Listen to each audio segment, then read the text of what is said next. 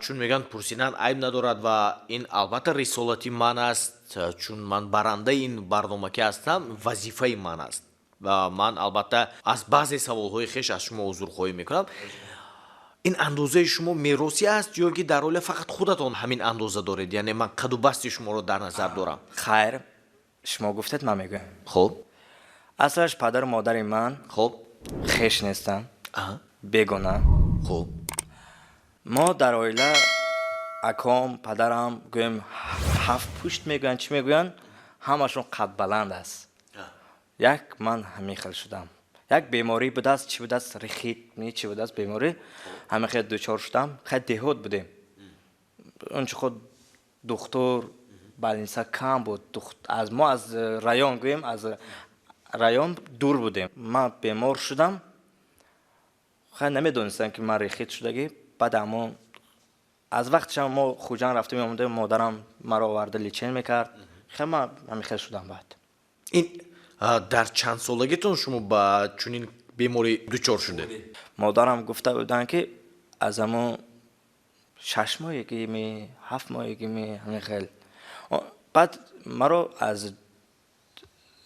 синфи якими дуюм ба инҷо оварда лечени. унчуқо духтур гуфт ки ҳамон вақт агар ҳамон бемор шуда боша, ҳамон вақт бо ай больница бошад, дер мондетон гуфтану. хеле чӣ хел лечен кардем, анчи хеле худоро шукр. ман хурд будам, ман хеле хурд будам. хеле эҳсоси баланд шудам, ҳамин хел шудам, мондам. фаҳмо. хоб бинед, шумо имрӯз бо навозиши асбоби мусиқии най машғул ҳастед. намешавад ки бо сарояндаҳо ба тӯи маърака равед барои гӯем даромади молиявӣ? хеле ҳофизо ки ту мери, чӣ хеле мардум мебинанд, мегӯянд чӣ хеле хандинкамо мегӯянд, мисол ин одами калон аз куҷо омад. намедонанд ки ман ҳоло хурд ҳастам, 23 сола ҳастам. габи росташро гӯям, чанд ҳофизро гуфтам, хеле номашро намегирам. бошад, мо исму шарафашонро вирди забон намеорем. гуфтам, ҳам хуб гуфтанд. гуфтанд дилаш вай нашавад, таскин наёбду, вай нашаваду, зиқ нашаваду, ғамгин нашавад. ғамгин нашаваду. хоб ҳам хуб гуфтану. баъд ҳамо негуфтану. телефон ба зангҳои телефони шумо ҷавоб намедиҳанд, дуруст? ҷавоб метиҳанд, ҳурмат мекунанд, иззаташон ҳаст. ман пеши ягон кас ку пас нестам, ҳама мана ҳурмат мекунанд, худоро шукр. ба шарофати муқимҷон абдулфаттоев, барои он ки якумин бор ман дар 2015 баромада будам, баъд аммо ман ҳурматӣ шудам. баъд то ҳозира хеле худованд қадри маро хеле офарида бошад, як ҷо натияду, як ҷои дигар худованд метиҳад. хеле намегиранд ду ҳофизо ин хел майдаҳоро. фаҳмо. шумо умедатонро кандед? не, ман ҳеҷ вақт намекунам умедамро. не, ман дар назар дорам ки шумо минбаъд ба ҳофизон пешниҳод намекунед ки ҳамроҳ маро ҳам ба тӯи баред. ин гуна пешниҳод дигар намекунед ба фикрам, ё мекунед? не, намекунам. пешниҳод намекунед? пешниҳод намекунам, барои он ки чӣ хел бо ин хел қад, бо хел мегӯянд вай пешниҳод намекунам. худамро пас карданӣ нестам. фаҳмо. фурӯзомер, шумо тахминан ба чанд сарояндаҳо пешниҳод кардед? тахминан ман шӯъбаи ғоибона мехонам. хоб ба як ҳофиз дигар, намедонам номаш намегӯмо, хоб ҳамкурси худам калон сол ҳастанд. гуфта буда, ҳам хуб гуфтану. хеле чандин ҳофизо, хеле 4-5 ба 4-5 нафари онҳо пешниҳод кардед? бале. хоб бинед, ҳаёт мубориза аст. бале. дар зиндагӣ мо бояд ҳамеша мубориза барем. бале. хоб бо шумо рӯбарӯ мешаванд чунин инсонҳое ки андозаашон мисли шумо ҳастанду ба куллӣ рӯ афтода шуда ҳастанд аз зиндагӣ? худатон рӯ афтода шудаед гоҳо? не, ҳеҷ вақт. худованд маро хеле офарида бошад. бисёрҳо аз сайтҳои иҷтимоӣ мебинам даромада, бовар накунед, як хело даст надоранд, бо пойҳояшон кор мекунанд, бо пойҳояшон авқот мехӯранд. чаро ман даст доштаму, пол доштаму, чашми биною, забони гӯё, гӯш шунава доруму, бо ношукрӣ мекунам. 100 бор шукр ки дасти пои равон дорам. ҳамонам бошад ки роҳи каҷ, роҳи хато наравам, хизмати падар модара кунам. بس است دیگر خدمت اکم را کنم خدمتی که اکم بیمار است خدمت او را کنم برای من کافی است من یگان وای ندارم دل کندن یا ناامیدی ندارم تماما خیلی دیگران رو میبینم چه گفته شما که یک خیلی میگه که ما آینده ندارم دیگه راستش را کنم یک بارم خیلی فکر کردم کی بود از چی سبب شما همین گونه چی باعث گردید که شما ان همین گونه فکر به سر شما اومد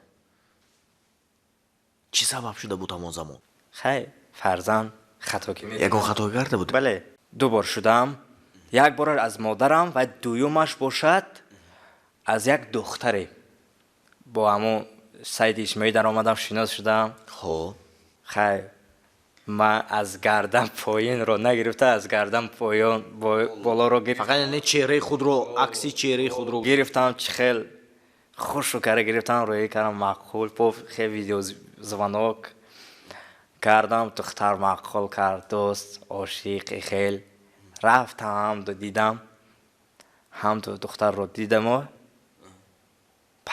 همون سعادش دید منه خوب شد من تو را قبول میکنم میگه قبول با خوردیم خیلی شیشتیم و کردیم در همون قهوه خونه بود شیشتیم خیلی چای خوردیم و شدیم وی رفت گفت که من کم در وقتم نیست گفت وی رفت من هیچی نگفتم خرسند خیلی زنگ میزنم از روی خط سیاه غلطیدم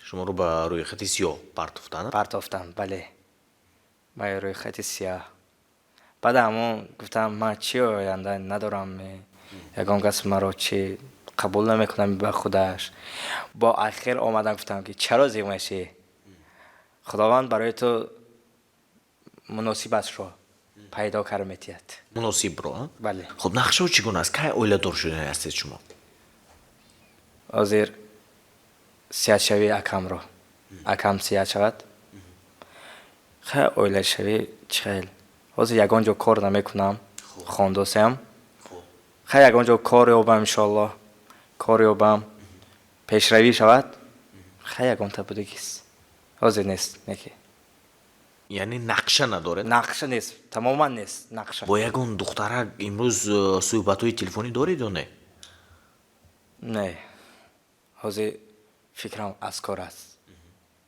نمیخوام بند کرده نمیخوام سرم رو ویران کردن سرم اگر به دیگر نفری باشد کار رو دوست نمیدارم میخوام او رو با او صحبت محبت او از محبت کار دیده اوج میگیرد اوج میگیرد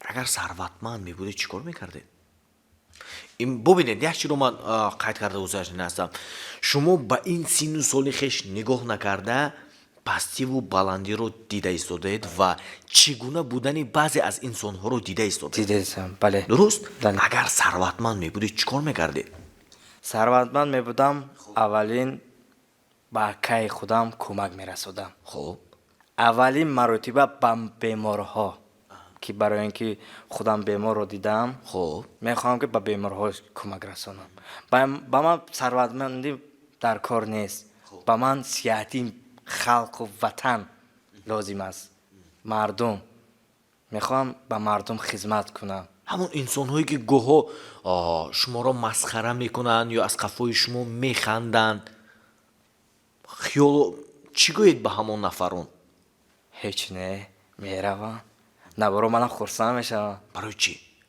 برای اینکه خداوند مرا خلق کرده است خب ولی نمیدونن که روزی که فرزندای خودشون این خیلی نشود میگم خیلی هیچ نه نمیرنجم من خیلی نفری نمیرنجین دیگه اول هم نمیرنجیدید نه تماما چون در دوره نورسی انسان حالا اینکه یک فکر و ملاحظه های خود رو ندارد شده است حالت هایی که رنجیده باشید یا گیریه کرد با یگان کس هیچ وقت نمیرنجم با من خیلی نمیزیبد برای اینکه چرا رنجم خداوند خیلی آفریده است شما خودتون مشاهده میکنید که نگاهی مردم یا نگاهی بعضی نفران با شما سال دیگرگون است با ما معقول با شما پیسنده برای اینکه با من کسی که نگاه کند با من خیلی مقل، برای اینکه فخر میکنم که ما رو نگاه کرده ایستادن دیگر کس نبره با یک جز زرده. خب بهترین میدونید شاید پیشنهادی بعضی از سوالهای من با فروزان مهر که من سوال پیشنهاد کرده ایستادم شاید با بعضی نفران سخت رسیده ایستاده باشد که این محمود خان اینقدر سوالهای عجایب سوالهای دیگرگون پیشنهاد کرده ایستاده. میدونید ما خواسته ایستادیم که درد دلی فروزان مهر رو گیریم، یعنی درد دلش رو برو غبار دلش رو بروریم. یک چیز رو قید کرده گذاشته هستیم، همه انسان هستند، نوبسته از اونی که بعضا نفران ثروتمند، بعضا نفران برعکس، بعضا نفران صحت، بعضا نفران برعکس، بعضا نفران اندازه اشون گوییم کلانتر، بعضا نفران برعکس. همه انسان هستند و ما باید به همه با یک چشم نگریم.